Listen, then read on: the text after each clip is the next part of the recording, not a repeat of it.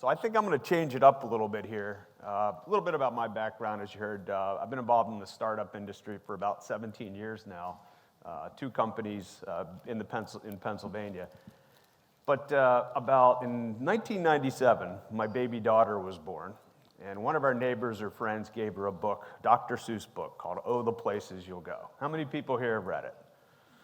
Well, for those of you that have it, there's 50 copies outside. Make sure you grab one. It's like a definitive manual, not just for life, but certainly I learned over the years that it applies a lot to startup life. So I look out at the crowd here, a lot of young people. They're going to be our next generation of entrepreneurs. Maybe what I can do today is share some simple tips on how you can be effective at a startup. And I like to keep things really simple, so I'm going to tie it in with TEDx. We're going to come up with some T's, some E's, some D's, and X's. Hopefully you'll be able to take away some ideas from that. So the book itself, as I said, it helps you deal with, if you haven't read it yet, it helps you deal with a lot of the challenges you're going to face in life, the ups, the downs. But I think what it ends with is a very positive that anybody that puts their mind to it can be successful. I think that this group here in particular, we're talking about the intersection of technology, design, art. You're going to be the ones who are going to solve the world's next problem. So hopefully, again, these will be some tips to help you along the way. You have brains in your head, you have feet in your shoes. You can steer yourself any direction you choose. Maybe I can give you some guidance along that way. Let's start with T.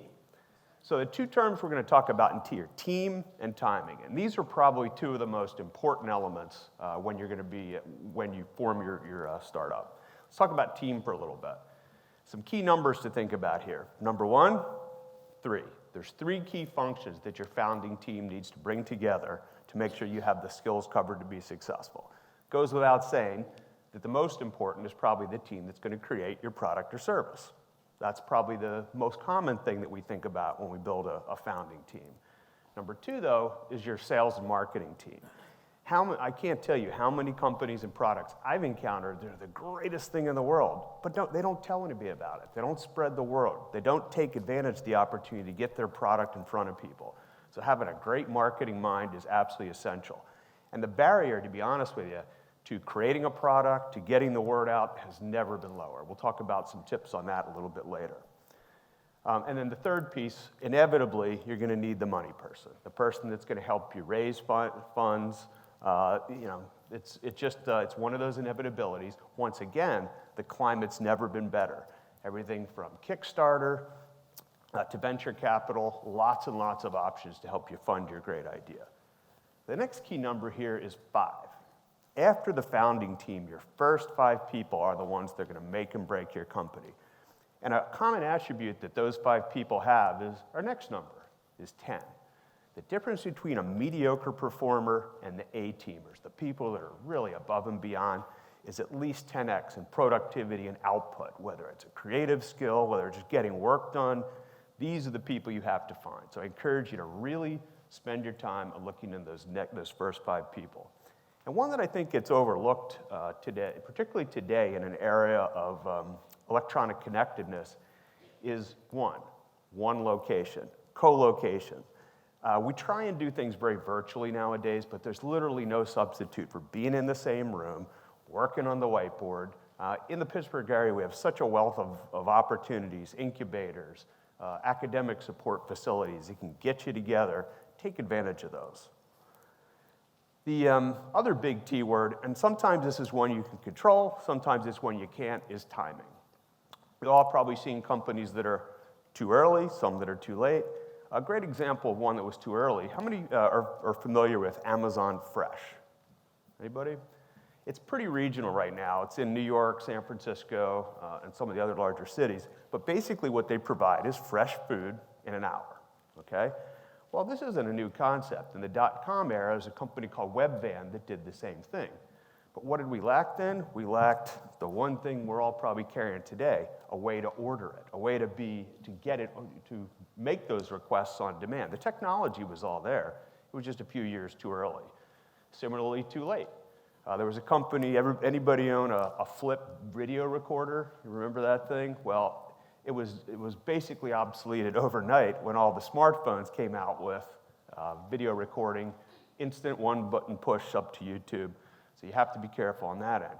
And sometimes it's just the wrong time. A friend of mine, it's sort of a good and bad thing. They raised probably the largest venture round of any company in history, as far as I know. Over the years, they raised almost $1 billion to build out this idea for a product and solution they called Better Place. Idea was fantastic. Instead of the trend towards electric cars, one of the things that people were afraid of is running out of juice. Well, their idea was, instead of having to go charge your car, why not pull into a equivalent of a gas station, swap your battery, move on. Great idea, possibly the right time, because electric cars were starting to really get a lot of traction. Unfortunately, to try and get 10 automakers to agree on a common battery format, it was just the wrong time for them. Unfortunately, blew through $1 billion. That's a lot. Simple it's not, I'm afraid you will find, for a mind maker-upper to make up his mind. Well, there's a lot of decisions you're going to have to make along the way as you start your company. First is, what are your own expectations, and what do you want the product experience to be? And when we talk about expectations, I think this is a really important thing to think about when you start your company. What do you want to get out of it? For some, it's the Nobel Prize. For some, it's to change the world, to do something good, and perhaps a nonprofit. For some, there's a financial motivation. Some, it's to create some new technology to get you industry recognition. All of the above. But the one common mistake I see is putting the money side of it first. Don't focus on that. That's an outgrowth of success in creating something that people want to use, of saving people's lives, of doing something that has fundamental value. So, number one piece of advice there, please don't put that first. You create something of value, the financial benefits will flow later. The second piece is experience. And I'm going to spin that two different ways. You're going to hear some really cool stories from local entrepreneurs and the products they've developed. You're going to find a common thread with a number of them. The products they develop are actually based on their own experiences, a product they wish they had, a product or an opportunity that they've seen through their life experiences.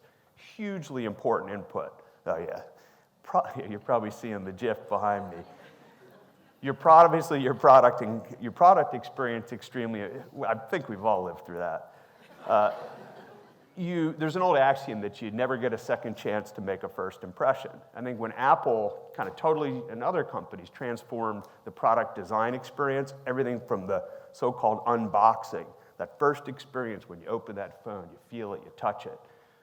Every element of the product needs to be carefully factored in today, whether software content, the physical design, the aesthetics, every element. In fact, that's kind of depending on what business you're in, if you're going into the software business, making sure you hire people that can not just bring the functionality of, for example, the other speaker, your analytics solution being great, but what's the user experience? How can people consume that? A physical product, it's just as important. Wherever you fly, you'll be best of the best. Wherever you go, you will top all the rest, except when you don't, because sometimes you won't. The next two big Ds we're going to talk about, and there's lots of war stories along the way, startup highs and lows, but we'll talk about determination and delivering. So a term you may hear a lot out there today is called pivoting. And pivoting is when you might have started your company with grand dreams of what it might be, and then you realize along the way, well, that market didn't exist, and we have to make a slight change. There's some fantastic success stories about people that made those dramatic changes, but I'll just talk about this morning.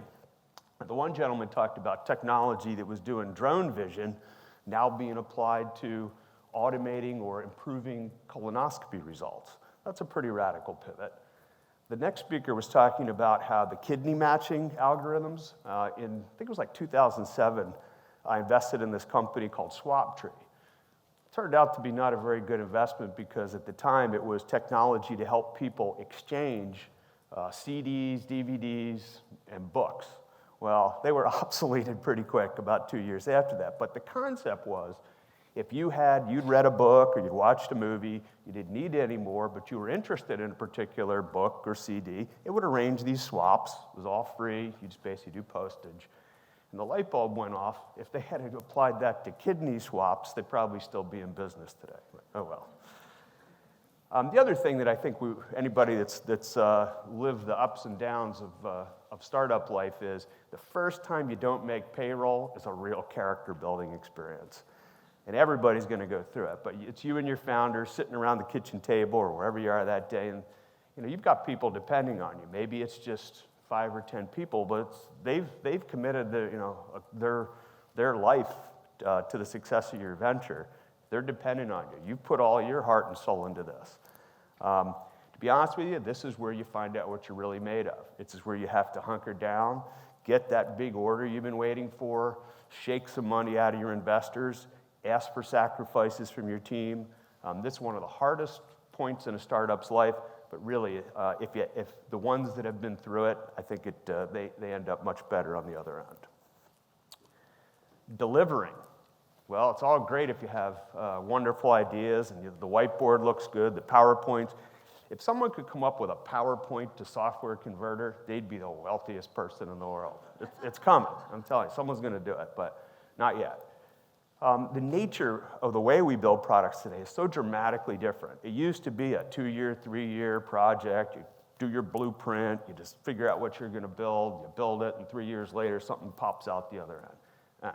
Can't work that way anymore. Number one, the importance of being first, of speed, of interactivity, of iteration. The way we develop products just needs to fundamentally change. And quite frankly, it's an excellent way to do a couple things. Know early if your product's going to succeed or fail.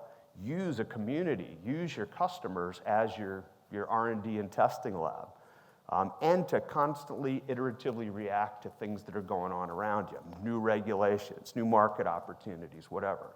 So think of it as short cycle, always be iterating, always be improving.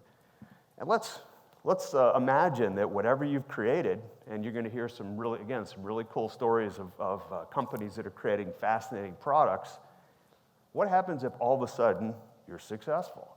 Well, there's a problem that I like to call scale fail. And there's tons and tons of stories, particularly of like Kickstarter projects, where people came up with this great idea, and now all of a sudden, the community's really bought into it. Or Amazon calls you up and says, I want 100,000 of those for this year's Christmas, and you have 4 months to do it. Too many companies really don't have the slightest concept of how to build a company at scale, whether it's software scale, whether it's producing millions of units of your product. There are resources to help you with that. And there's some, again, I think Kickstarter, unfortunately, is a source of a lot of unsuccessful stories. Quirky recently just blew through $150 million in venture money and folded their tent the other day. On the plus side, places like Alpha Lab Gears, Bolt is another hardware startup incubator which I'm involved in. These are resources that have a depth of knowledge and experience that can help entrepreneurs deal with those kinds of issues. So you can focus on the stuff that's really creating customer value. Awesome products, doing the marketing work around them, and selling and supporting them. Anything else, honestly, you should be outsourcing. Step with care and great tact, and remember that life's a great balancing act. Never forget to be dexterous and deft. The X letter. Well, I couldn't come up with any words that started with X, so we'll use X factor here. At the end of the day, the two biggest components of your success may well be network and luck. Let's talk about network briefly. Free is one of the best things you can ever exploit as a startup. There are so many awesome free things out there for you. Free money. You'd be amazed, the county and state research. Both of my companies, we got north of $500,000 of funding from the state of Pennsylvania for job creation. You don't know it's almost like college scholarships. You kind of have to know it's out there and find it. Incredible resources there. The technology companies love to give you free stuff. Amazon, Google, everybody. They'll all give you free stuff to get you hooked. The first hit of crack is always free. The incubators, the academic resources, take advantage of those kinds of things. Even professional services. My first company, we were in business about 7 years. A very large legal firm did all of our work for free, literally for free, including some pretty complicated contract deals, with the idea that they would get rewarded, if our company was successful. So again, those kinds of professional services as well. Another thing that's much, much easier to do today through social networks, through social media, through this kind of new concept of what media is in the first place, is to be larger than life. You can be two people sitting in a garage, and if you're very effective in working outbound media and showing up at events and meetups and so on, and using online capabilities to give yourself this larger than life premise. The potential customers and clients can't see that. They see your impressive outward looking life. So use these types of tools to be larger than life. And to be honest, you have to work it. You've got to be out there. You've got to get to know people. Can't be afraid to walk up to a well-known tech blogger or whoever, a potential customer. I found along the years something kind of interesting. Everyone's approachable. I don't care whether it's Bill Gates or anybody. You just have to ask. To be honest with you, if you've got something interesting, virtually anybody will give you the time. And I've just found this to be true time and time again. So definitely network the heck out of yourself. Lastly, leverage an ecosystem. When you build your product or your service, whether it's a software product, a hardware product, whatever that product might be, think about ways that you can let others add value to it. How can they extend it? How can they make your product an ecosystem of its own, like the iPhone, right? The app economy that was built around it. So always be thinking about that amplifier effect. But I got to tell you, truthfully, the one item I wish we could all control, and probably the most important in startup success, is an element of luck. That said, I like to think that you can control what I'll call your luck surface area. You can help make yourself lucky. All these things like networking, knowing the right people, being at the right place at the right time, that chance meeting with a potential investor, that chance meeting with the greatest client you'll ever have. And by the way, your customers and clients are your best salespeople. Take care of them, make them happy, they'll be your best references. But ultimately, it's about making the choices that make yourself lucky. Even with all that, it still requires a little divine intervention. The planets have to line up. But if all that happens, the market's ready, you're ready, you have the right team, the right product, the right people, your chances of success are pretty good. And will you succeed? Yes, you will indeed. 98.75% guaranteed. And let me tell you, if there's any investors in this room, if you're betting 98.75%, they'll give you money overnight. That's a pretty good success rate. So you're off to great places. Today is your day. Your mountain is waiting, so get on your way. Thanks and good luck. And a reminder, at the TIE table outside, there's a bunch of copies of the book. I hope you find it as useful as I did, both in life and in entrepreneurial pursuits. And there's my contact information. If I can be of any help, please reach out. Thank you. Thank you, Rick.